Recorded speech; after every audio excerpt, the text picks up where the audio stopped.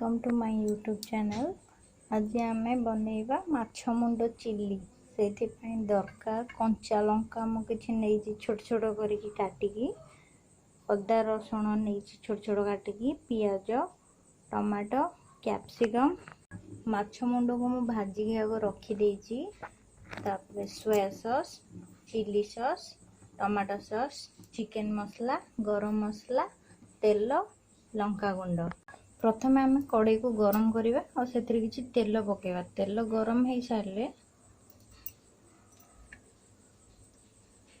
तेल गरम हो जाइए। बर्तमान आम कंचा लंका किसी पकेवा तापर अदा रसुण छोट छोट कर काटिकी रखी मुझे पकेवा।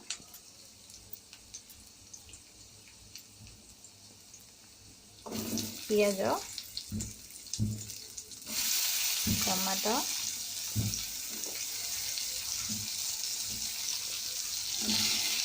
और कैप्सिकम टमाटो सांगे पकईदवा। तापर आम स्वाद अनुसार से लुण पकईवा अल्प हलदी गुंड पकईवा चिकन मसला लंका गुंड पकईकी किसी समय सीझापी छाड़देवा। अल्प आमर बांफ बुली सारी एथर आम माछ मुंड को पकईवा। माछ मुंड को पकईकी छोट छोट भांगी नेबा। देख तो आमर माछ मुंड मिसी जाइए आउ किसी समय घोड़े छाड़देवा। गैस को आप लो मीडियम फ्लेम रे रखिपारे बेसी हाई देवेनि केवल बांफरे सीझा दरकार। हाई देले गैस पोड़ी जीवार संभावना अच्छे। आमर कैप्सिकम ऑलमोस्ट सीझी आसिलानी। फ्रेंड्स मुझे नुआ करी वीडियो बनाऊँगी तो आपन को कौ विषय जदि मो चैनल रो नाम देती ऑल इन वन एथरे आपन सब प्रकार वीडियो देखिपारे। जदि आपन को कौ विषय जानिबार अछि तो आपन मते कमेंट बॉक्स रे कमेंट करी पचारि परिबे। मु सब क्वेश्चन आंसर देबा पई ट्राई करिवे।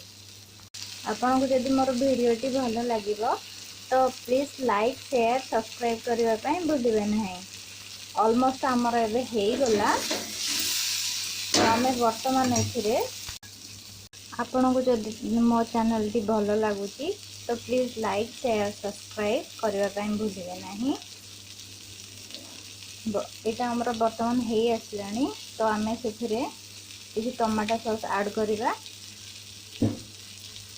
सोया सॉस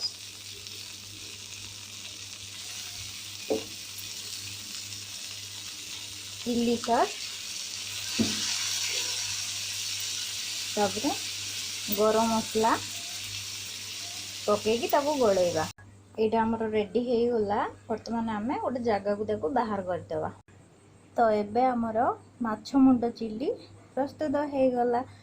फ्रेंड्स जो मानू माछ मुंड खाइबा भल लगेनि से एमती स्टाइल रे माछ चिली मुंड बनईकी दिंतु से निश्चिंत पसंद करेंगे। आम वीडियोटी भल लगी लाइक शेयर सब्सक्राइब निश्चिंत करूँ। Thank you.